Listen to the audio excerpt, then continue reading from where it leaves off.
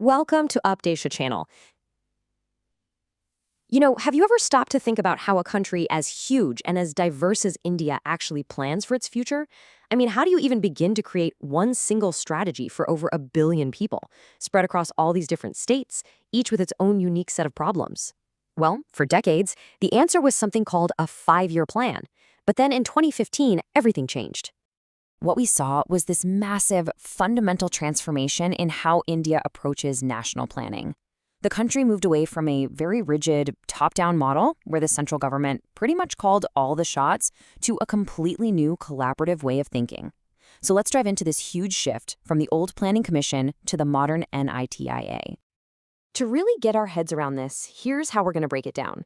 We're going to start with a little bit of history, then we'll define what this new institution actually is. We'll look at its main jobs, see how it uses data to get things done, and finally, we'll touch on the challenges it's facing today.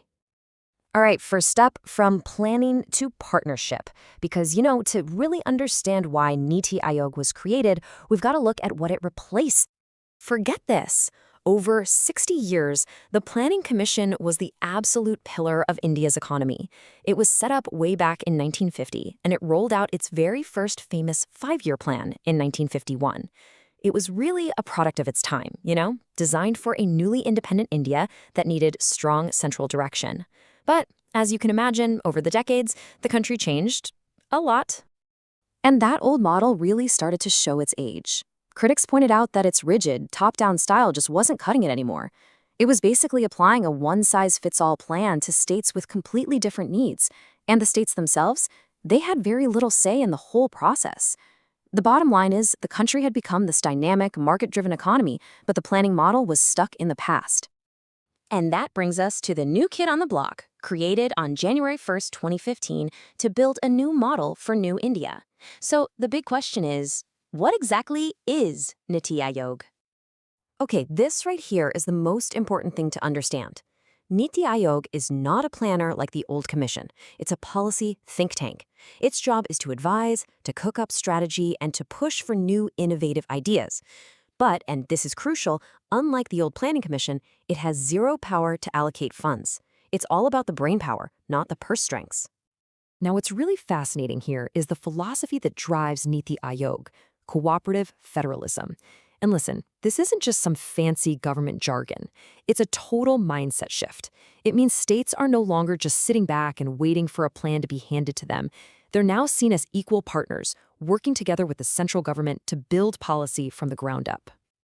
So if it's an advisory think tank that's all about partnership, what does it actually do? Let's take a look at its core functions. Instead of those rigid 5-year blocks, NITI Aayog works with a much more flexible and dynamic structure. It's kind of like a 3-layer cake. At the top, you've got a long-term 15-year vision that sets the big picture goals. In the middle, there's a more detailed 7-year strategy that maps out the path. And at the base, a concrete 3-year action agenda guides the immediate steps. This lets them constantly tweak and adapt as things change. And this table here, man, it just lays out the differences perfectly. You can see the shift from centralized to cooperative, from rigid plans to a flexible vision. But let's zoom in on the 2 biggest game changers. 1, NITI Aayog has no power to allocate funds.